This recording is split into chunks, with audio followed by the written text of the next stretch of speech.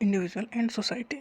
Society क्या है? जो वर्ड सोसाइटी है वो ड्राइव किया गया लेटिन वर्ड सोशियस से। वर्ड सोसाइटी कहाँ से आया? ये आया लेटिन वर्ड सोशियस से। सोशियस का मतलब कंपेनियनशिप या फ्रेंडशिप। तो सोसाइटी वर्ड आया कहाँ से? सोशियस से। सोशियस लेटिन वर्ड जिसका मतलब फ्रेंडशिप। सोसाइटी क्या है? Society is a collection of people, लोगों का ग्रुप है। सोसाइटी मतलब उसमें लोग हैं, रहने वाले पीपल हैं। कलेक्शन ऑफ पीपल, एक आदमी सोसाइटी नहीं बना सकता, तो collection of people in the same geographical area, मतलब एक ही एरिया में रहने वाले लोग मिलकर ही सोसाइटी बनाएंगे ना। तो अलग अलग एरिया वाले अलग अलग तो एक सोसाइटी नहीं बनाएंगे। एक सोसाइटी मतलब एक लोकेशन है, वहाँ पर लोगों का जो ग्रुप रह रहा है वो जो same geographical area over a long period of time, लंबे टाइम से लोगों का ग्रुप एक पर्टिकुलर एरिया में रह रहा है तो मिलके बना रहे हैं सोसाइटी। तो सोसाइटी क्या है? Society is a collection of people in the same geographical area over a long period of time, एक ही जगह लंबे टाइम तक लोग रह रहे हैं तो मिलकर बना रहे हैं सोसाइटी। सोसाइटी क्या है? Society is a group of mutually interdependent people. Society में जो लोग हैं वो एक दूसरे के ऊपर म्यूचुअली इंटरडिपेंडेंट हैं, मतलब एक दूसरे के ऊपर कहीं ना कहीं डिपेंड हैं। ऐसा नहीं कि उनका घर का खर्च वो दूसरे वाले चला रहे हैं, बट सोसाइटी में रह रहे हैं ना, तो सोसाइटी के जो काम है उसको लेके वो इंटरडिपेंडेंट है। Who have organised in such a way as to share a common culture. उन सोसाइटी के लोगों के बीच में एक बात यह है कि उनका कल्चर, क्योंकि एक जगह बहुत टाइम से रह रहे हैं तो उनका जो कल्चर है एक जैसा हो गया है। And have a feeling of unity, और उनमें एकता वाली फीलिंग आएगी क्योंकि लंबे टाइम से सब एक साथ रह रहे हैं। सोसाइटी मतलब लोगों का ग्रुप जो लंबे टाइम से एक साथ रह रहा है तो उनमें यूनिटी वाली फीलिंग आएगी। मैक्लेवर ने सोसाइटी को कैसे डिफाइन किया? Society is a web of social relationship. MacIver के हिसाब से सोसाइटी क्या है? सोसाइटी एक वेब है, जाल है, किसका? रिश्तों का, सोशल रिलेशनशिप का। Society is a web of social relationship.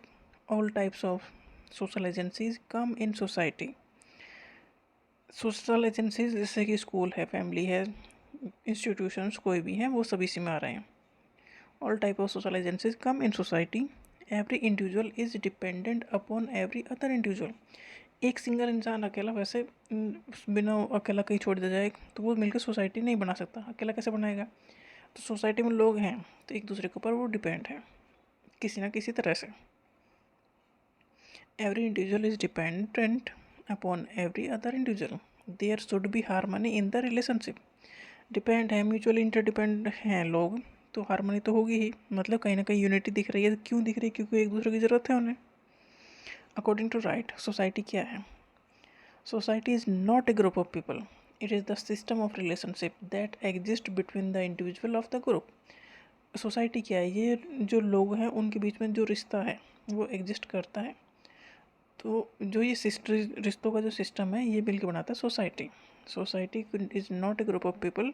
ऐसा नहीं है कि लोगों के समूह को ही कहते हैं सोसाइटी, मतलब उन लोगों के बीच में एक रिलेशनशिप है, रिलेशनशिप एग्जिस्ट करता है, मतलब एक दूसरे से वो जुड़े हुए हैं तो वो सोसाइटी बना रहे हैं।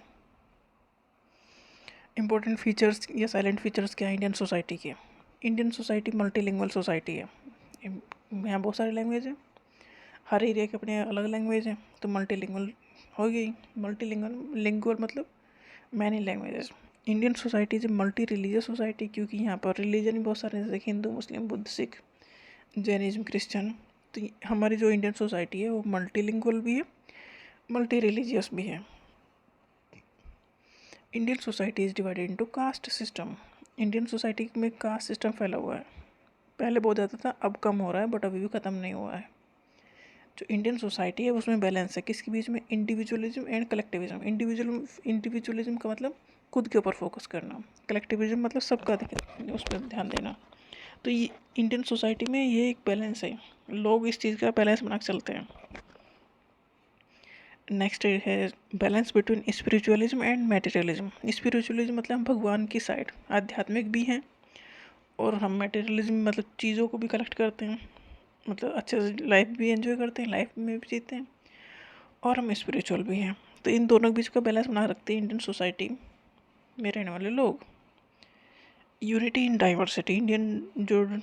इंडिया जो है उसमें डाइवर्सिटी है, क्योंकि हर एक एरिया का सब कुछ अपना डिफरेंट ही हो जाता है एकदम, उसके बावजूद भी यूनिटी है।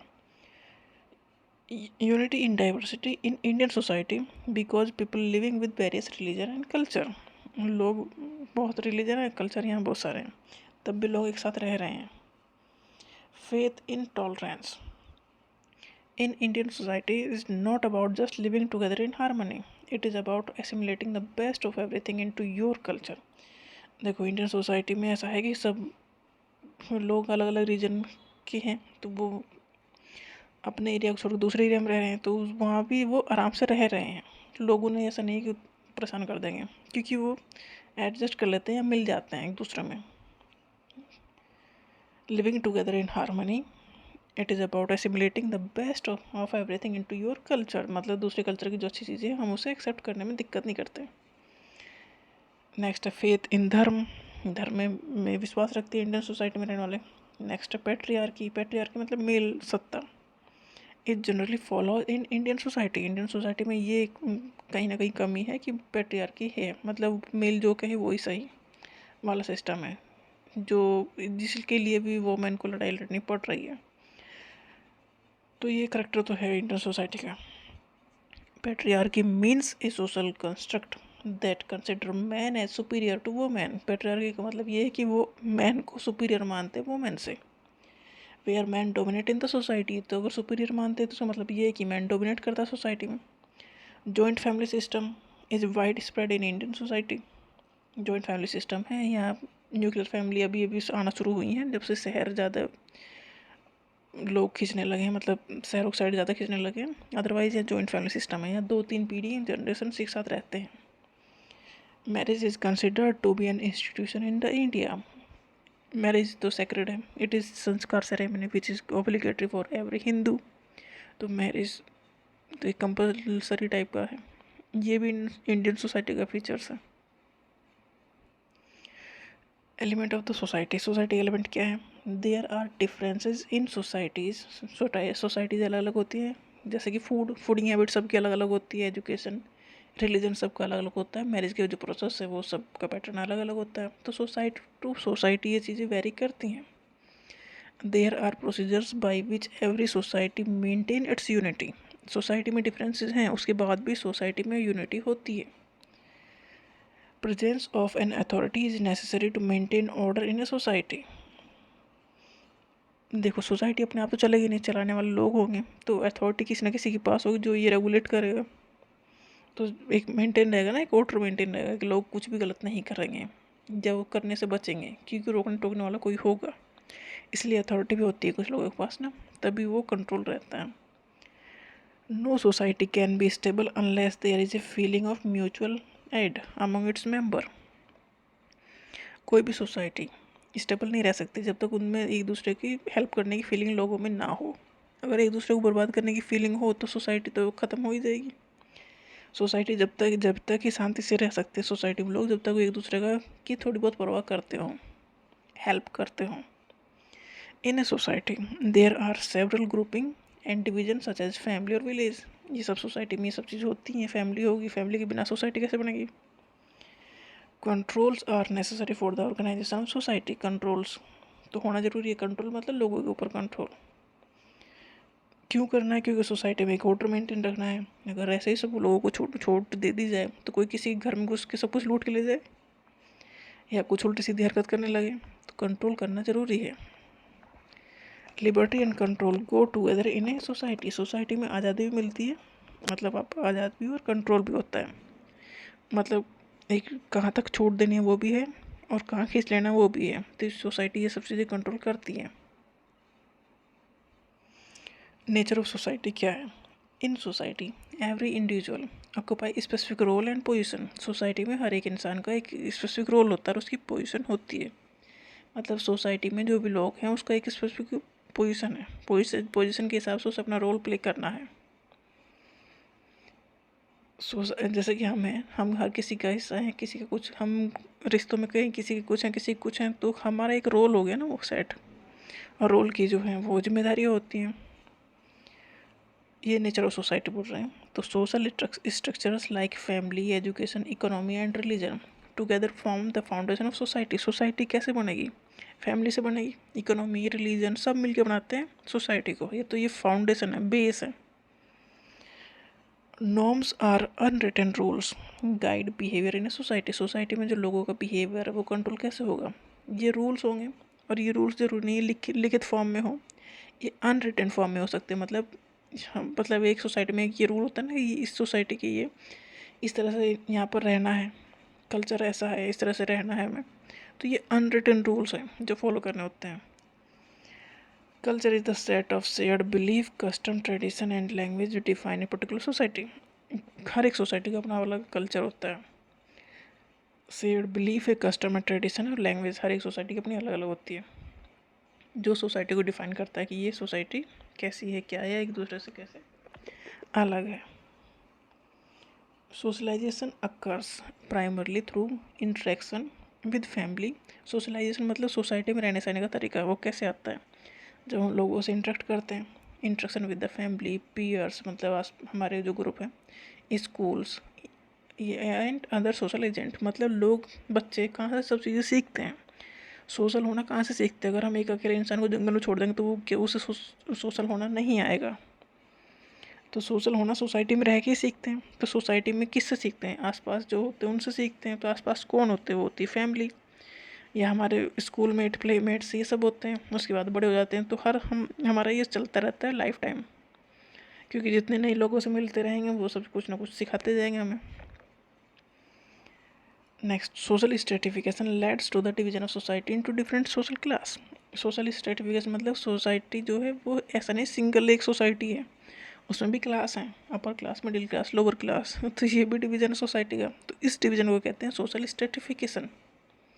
तो सोशल स्ट्रेटिफिकेशन क्या करता है? ये सोसाइटी को डिवाइड करता है सोशल क्लासेज में। Society is characterised by interdependence among its members.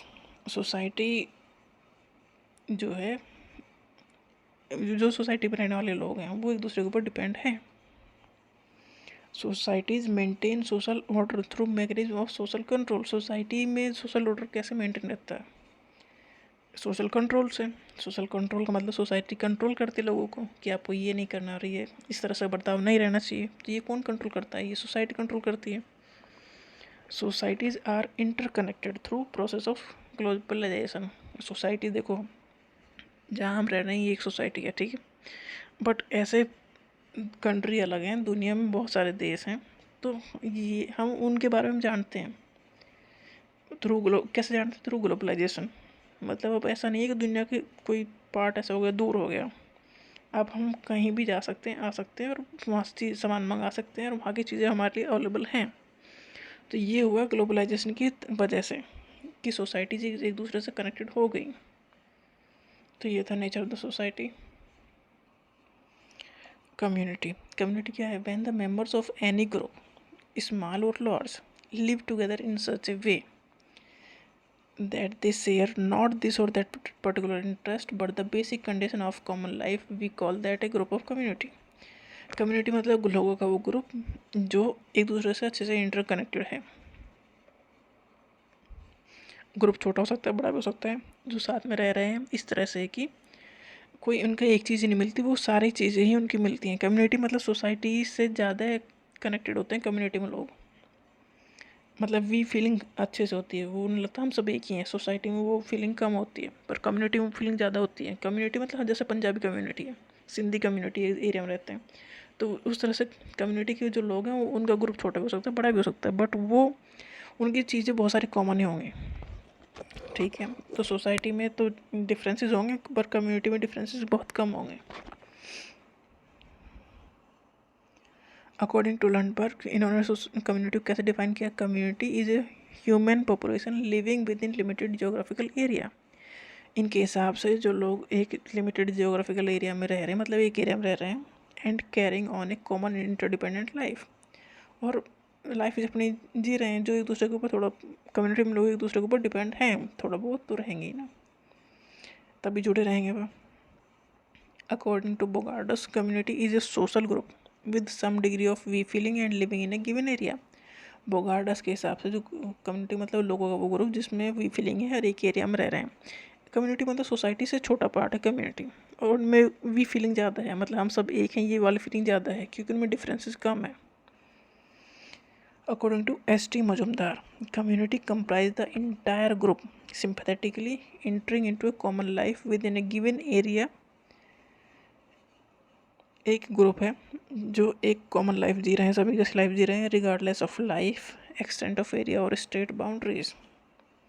ये कम्युनिटी है एस टी मजूमदार की according. Elements of community. Community के कौन कौन से एलिमेंट्स हैं? Community is a social group with some degree of we feeling. Social group तो कम्युनिटी है, मतलब लोग उसमें रह रहे हैं, उनके बीच में वी फीलिंग ज़बरदस्त है. सोसाइटी से ज़्यादा वी फीलिंग कम्युनिटी वाले लोगों के बीच में होगी. And living in a given area, एक एरिया में रह रहे हैं, उनमें वी फीलिंग ज़्यादा है. There is a likeness in language custom and mores. एक जैसे उनकी लैंग्वेज कस्टम ये सब चीज़ें तौर तरीके सब एक जैसे होंगे. सोसाइटी में ऐसा होना ज़रूरी नहीं है, बट कम्युनिटी में सब एक जैसे ही होंगे क्योंकि एक ही कम्युनिटी के लोग हैं ना, तो सब चीज़ें एक जैसी हैं. A feeling of belonging together and emotionally attached, ये ज़्यादा एक दूसरे से अटैच्ड हैं. In comparison to society, society में लोग इमोशनली इतने अटैच नहीं होते जितने कम्युनिटी में लोग होते हैं. कम्युनिटी मतलब सोसाइटी से बहुत छोटा ग्रुप, और उसमें सब एक जैसा ही लोग हैं, एक जैसे कल्चर को मानने वाले लोग हैं, तो उनके वो एक दूसरे से ज़्यादा अटैच होते हैं.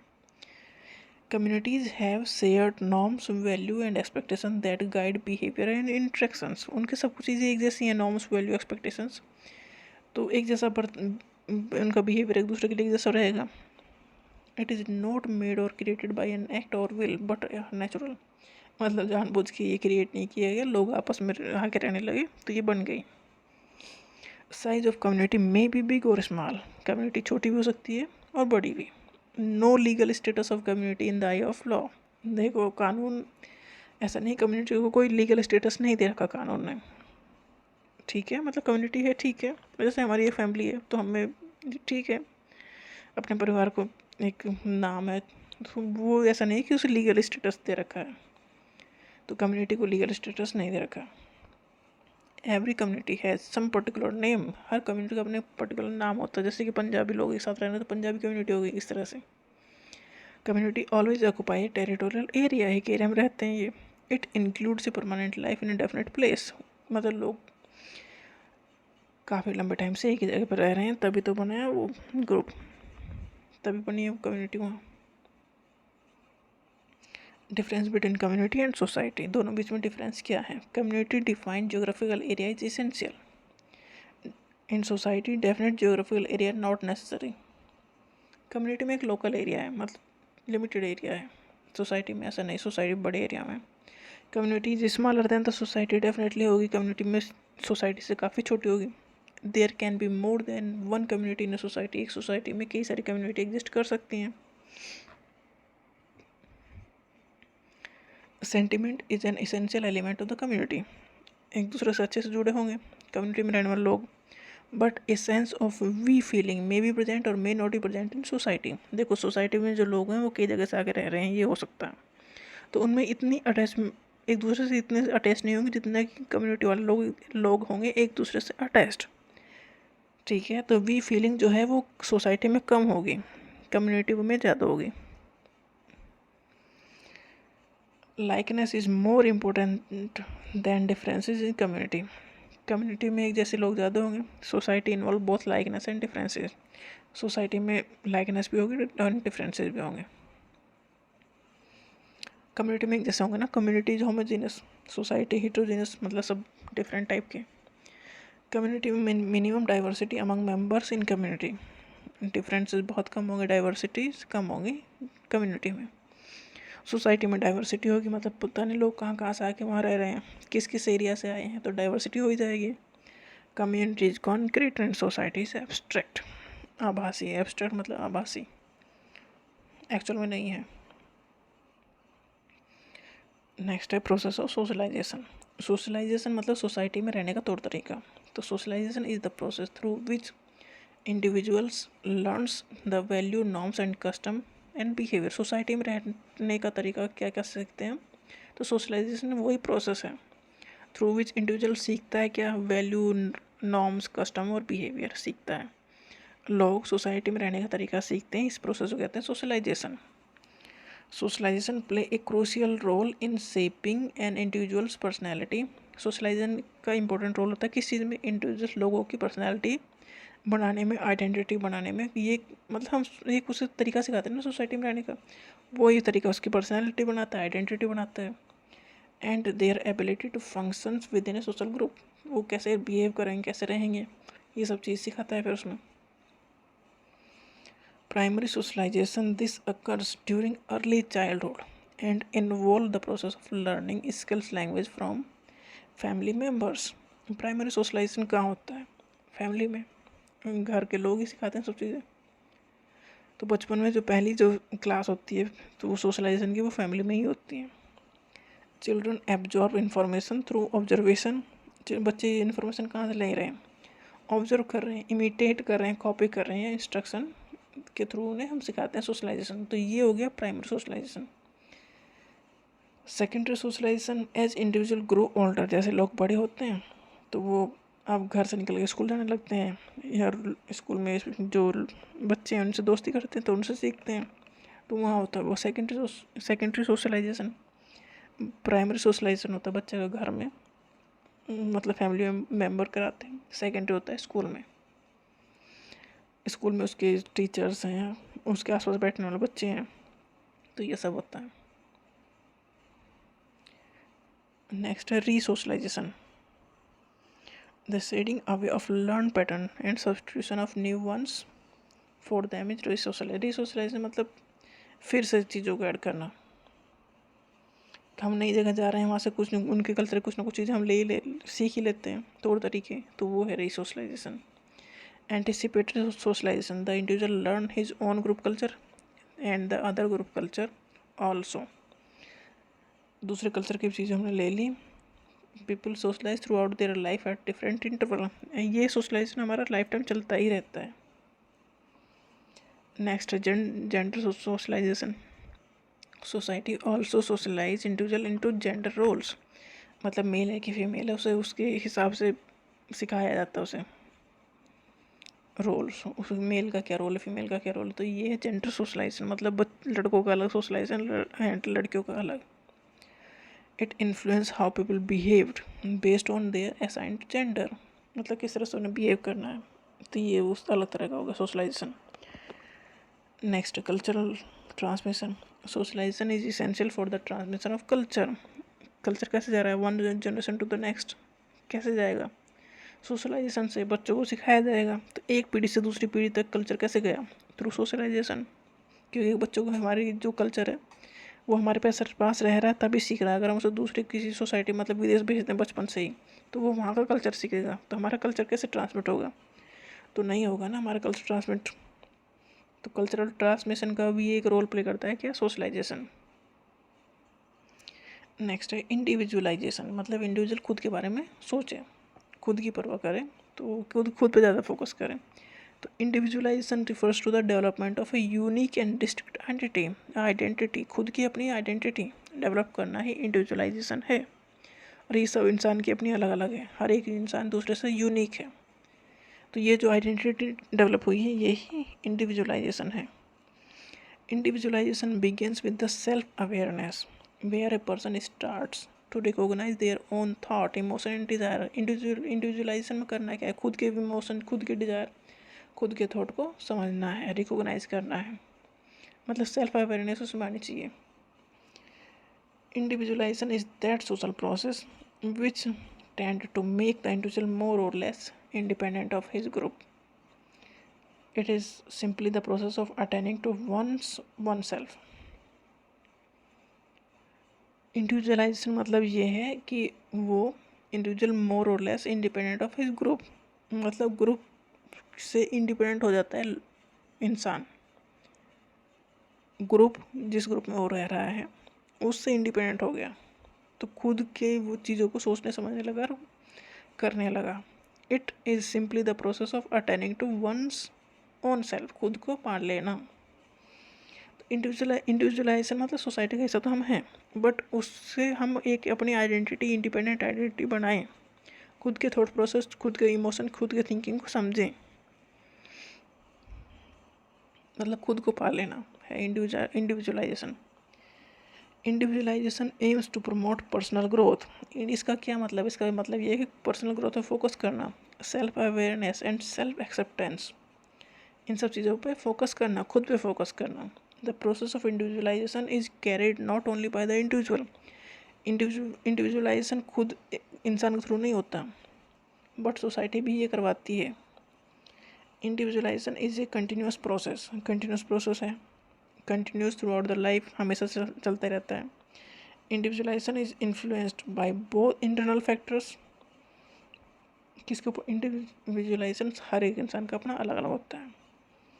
तो ये किस पे डिपेंड करेगा? एक तो ये खुद इंसान पे डिपेंड करेगा, उसकी पर्सनल चॉइस क्या है, और दूसरा फैमिली के ऊपर डिपेंड करेगा, एक्सटर्नल फैक्टर्स के ऊपर डिपेंड करेगा। मतलब इंसान खुद के ऊपर कितना सोच रहा है, समझ रहा है, खुद के लिए कितना ध्यान दे रहा है। तो इसके दो फैक्टर हैं जो इसे इन्फ्लुएंस करेंगे। एक तो खुद इंसान, दूसरा उसका एटमॉस्फेयर। खुद इंसान का मतलब ये कि उसकी पर्सनल जो चॉइस है, इंटरनल फैक्टर क्या है, और एक्सटर्नल फैक्टर कौन कौन से, जैसे कल्चर है, सोसाइटी है, जो कितना अफेक्ट कर पाती है। तो ये सब चीज़ें भी मैटर करती हैं इंडिविजुअलाइजेशन में। नेक्स्ट है पर्सनल डिसऑर्गेनाइजेशन। मतलब इसमें इंसान खुद के ऊपर ही ध्यान नहीं दे पा रहा है, मतलब खुद बैलेंस ख़त्म हो गया उसका। Personal disorganisation refer to a state in which in an individual experience difficulty. इसमें ये कि इंसान की वो स्टेट है जिसमें इंडिविजुअल एक्सपीरियंस करता है डिफ़िकल्टीज किस चीज़ में? In effective functioning in various aspect of their life. जो लाइफ का जो कॉमन काम है, पर्पज है, वो सब, मतलब एक नॉर्मल जो लाइफ जी रहा है इंसान, वो भी अगर ना जी पाए तो वो है पर्सनल डिसऑर्गेनाइजेशन का केस। मतलब अपनी लाइफ को ही ढंग से ना जी पा रहा हो, उसी लाइफ में डिस्टर्ब हो गया हो। तो personal disorganisation refers to a state in which an individual experience करता है डिफ़िकल्टी। मतलब वो डिफ़िकल्टी है उसके लिए जो अपनी डेली लाइफ जीना, अपनी लाइफ को हैंडल करना। तो मतलब उसकी मेंटल स्टेट ठीक नहीं है। Personal disorganisation represent the behaviour of individual which deviate from the social norms. Social norms है, सोसाइटी के नॉर्म्स हैं कि किस तरह से इंसान को रहना चाहिए, वो उस तरह से नहीं रह पा रहा है। तो ये रिप्रेजेंट कर रहा है पर्सनल डिसऑर्गेनाइजेशन। पर्सनल डिसऑर्गेनाइजेशन का मतलब ये है ये लोगों को जिस तरह से रहना चाहिए वो उस तरह से, सोसाइटी के जो नॉर्म्स है उसके हिसाब से बिहेव करना चाहिए, वो उस हिसाब से बिहेव नहीं कर रहे हैं। It means that the individual is out of the adjustment with society. इसका मतलब ये है कि इंडिविजुअल जो है सोसाइटी से बाहर हो रहा है, सोसाइटी में एडजस्ट नहीं कर पा रहा है। Who failed to organise the chief goal of his life. अब देखो सोसाइटी के नॉर्म्स के हिसाब से नहीं चल रहा है, इसका मतलब ये है कि सोसाइटी के हिसाब से नहीं चल रहा है। इसका मतलब ये है कि जो लाइफ, सोसाइटी के तो नॉर्म वही है ना कि एक हर चीज़ एक सिस्टम से होनी चाहिए। इसका मतलब ये है कि तुम उस चीज़ से भटक गए हो, तुम्हारी लाइन अलग हो गई है, इसका मतलब ये तुम्हारी लाइफ ख़त्म हो गई है। सोसाइटी का मतलब तो यही है। जो सोसाइटी के नॉर्म्स हैं उनके हिसाब से अगर कोई एडजस्ट नहीं कर पा रहा है, नहीं चल पा रहा है, इसका मतलब ये है उसको लाइफ उसकी ख़त्म, लाइफ के गोल वो पूरे नहीं कर पा रहा है। इसका मतलब ये है पर्सनल डिसऑर्गेनाइजेशन का मतलब ये है कि कोई इंसान सोसाइटी के नॉर्म्स के हिसाब से नहीं रह पा रहा है, उन्हें फॉलो नहीं कर पा रहा है, उसे वो चीज़ें करने में दिक्कत हो रही है। It individual may have trouble in making decision. अब वो इतना मेंटली डिस्टर्ब हो जाएगा कि वो डिसीजन भी नहीं ले पाएगा। पर्सनल डिसऑर्गेनाइजेशन में क्या है? मेंटल डिस्टर्बेंस है, जो खुद की लाइफ को थोड़ा हैंडल नहीं कर पा रहे हैं। Personal disorganisation can lead to increase stress. अब वो डिसीजन नहीं ले पा रहा है, कोई अपने ढंग से काम कर नहीं पा रहा है, लाइफ को लीड कर नहीं पा रहा है, तो होगा क्या? फाइनली होगा स्ट्रेस, फिर होगा एंजाइटी, ओवरऑल मेंटल जो हेल्थ है वो अफेक्टेड होगी। ये पर्सनल डिसऑर्गेनाइजेशन में भी माइल्ड और वायलेंट, मतलब ये बहुत ऐसा नहीं है कि बहुत ज़्यादा हो, ज़रूरी नहीं है, और ये माइल्ड भी हो सकता है और बहुत बेकार केस भी हो सकता है इसमें। पर्सनल डिसऑर्गेनाइजेशन मतलब मेंटल में थोड़ा सा डिस्टर्बेंस हो जाना या सोसाइटी में उसके हिसाब से, सोसाइटी के नॉर्म्स के हिसाब से ना चल पाना और अपने लाइफ के जो गोल्स हैं उन्हें अचीव ना कर पाना। 3 स्टेजेस ऑफ पर्सनल डिसऑर्गेनाइजेशन की 3 स्टेज हैं। कौन कौन सी? फर्स्ट स्टेज है if individual fail to find a solution. पहली स्टेज तो ये है कि वो लाइफ में देखो मुसीबत आएंगी और वो सोल्यूशन नहीं ढूंढ पा रहा है, तो फर्स्ट स्टेज यही है। सेकेंड स्टेज है कि वो स्टेबिलिटी खो दे, लूजेज स्टेबिलिटी, मतलब देखो मुसीबत सबके साथ हैं बट वो स्टेबल बने रहते हैं। बट पर्सनल डिसऑर्गेनाइजेशन वाला जो केस है वो सेकंड स्टेट, इसका मतलब ये है कि वो उसमें स्टेबल नहीं बना पा रहा है। थर्ड स्टेज क्या है, मे हैव नर्वस ब्रेकडाउन, और वो पागल होने के तैयार है। इफेक्ट क्या है पर्सनल डिसऑर्गेनाइजेशन के, फैमिली डिसऑर्गेनाइज हो जाएगी, मतलब फैमिली टूट जाएगी, बिखर जाएगी, कम्युनिटी डिसऑर्गेनाइज हो जाएगी, वो अल्कोहल या ड्रग एडिक्शन की तरफ भागेगा। जो भी इस तरह से लोग होगा, जो भी अफेक्टेड होगा वो एडिक्टेड होगा नशे का।